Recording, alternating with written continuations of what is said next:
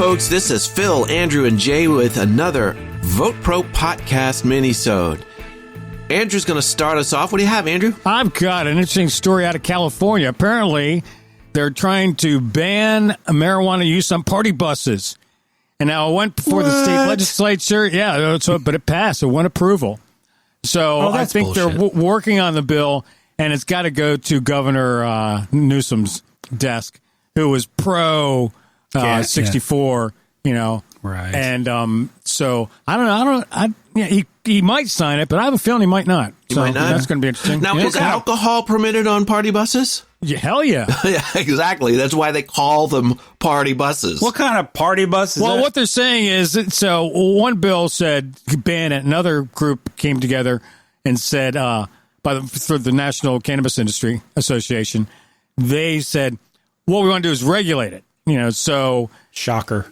So because the anti-people are going, the driver's going to get a contact buzz and kill people. Ah, I see. Right. Okay. So they're saying, well, it's not a problem in a limo because it has a divider. Right. But on a bus, they said, well, what we'll do is if there are marijuana buses, they need to put up a partition with a door. So, there you go. You know, or give the driver a scuba mask or something. Yeah, whatever. I don't know. And I suppose I can understand why people would worry about that. I mean, it's kind of... I didn't think of that. Really? It's a little piddling, but, you know...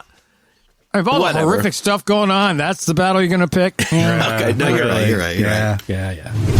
Apparently now they have these roadside drug tests for cannabis, and it turns out they're giving false results.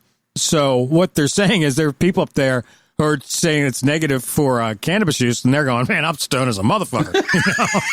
Right. Yeah, that thing's wrong. This thing ain't working. So it's false, and then they're having false positives. You know, people are going, you're testing positive, and they're going, whoa, wait a minute. You know, so and it's like a 10%, fail rate. So I mean, it's not like 0.0%, fail. Right. No, it's like not within the margin of error. Right. 1 out of 10, it's wrong. Right. Right. So I'm pretty sure. I don't know how this is going to hold up in court, but it's going to be interesting to see. Yeah. Any decent lawyer would rip that to shreds, I think, right? I would think, yeah. Right.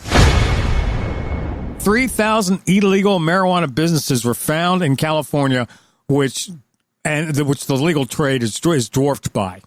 Wow. So there's like still the black market is still. And what happened was all these stores opened up under the old regulations. So when the new regulations came through, guess what? Now you're illegal stores. That's why when they went and did that bust on that illegal grow, it was like, what? It was what was it, like a 200,000 square foot grow? It took them 3 days. Yeah, a bunch of little weeds sticking up. Nothing much. Right. It took them 3 days to cut down all the plants. I mean, it was huge. They go, this is not an illegal grow. This was a improperly permitted grow is what it really was. Yeah. All right, so get them permitted properly and leave them alone. We often talk about certain states that are taking their time with cannabis legislation because they want to get it right. I know Maryland has been that way as far and continues to be that way as far as recreational. If you want to make sure you get it right, look at California as an example of what not to do. Because they seem to have fracked up this whole damn thing, and what have they accomplished? Nothing.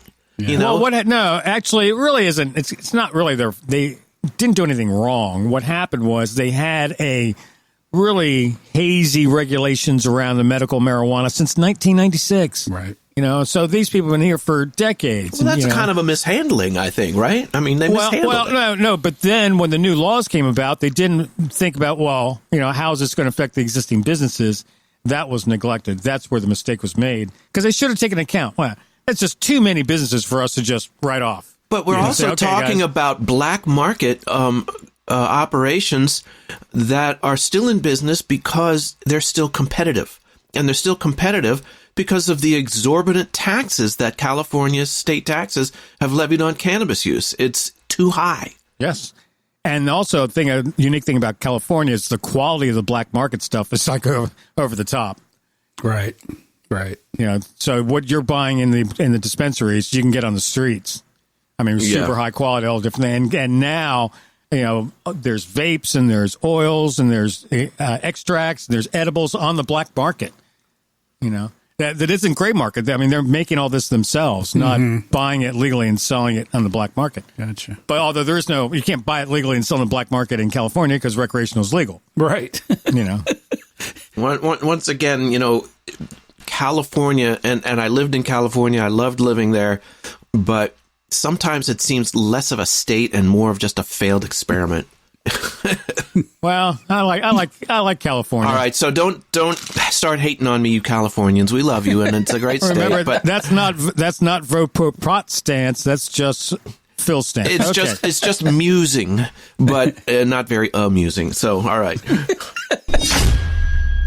Okay, now coming back to the right coast in Massachusetts, as it seems out now, there's a college there that's now offering another college that's offering cannabis curriculum, which is sort of following a trend now since they legalized in Massachusetts. Thousands and thousands of jobs have been added to the state, and in an industry that in some parts is very technical, and they need skilled people, right? And as well as the ancillary stuff. So they're following a trend. So more and more schools you can go get a degree. So now when you go to college, not only can you smoke it, you can study it. Yep.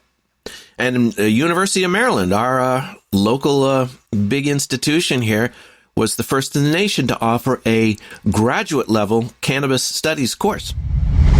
So, guys, here's a story about how weed saved a life, but not in the way you might think.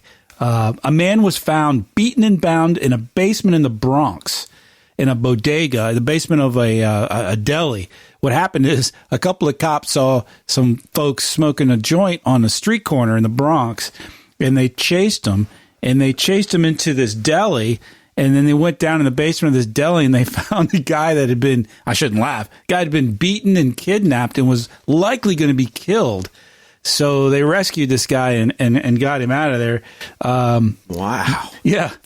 The victim had a really long arrest record, and so did the kidnapper. So it appears that they were it's gang related. But anyway, chasing these bad guys caught some even worse guys. So there you go.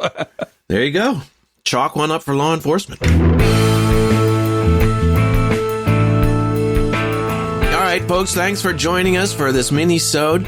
Check us out at VoteProPot.com. Send us an email at podcast@VoteProPot.com. And please like, follow, and share us on Instagram, Facebook, LinkedIn, and Twitter.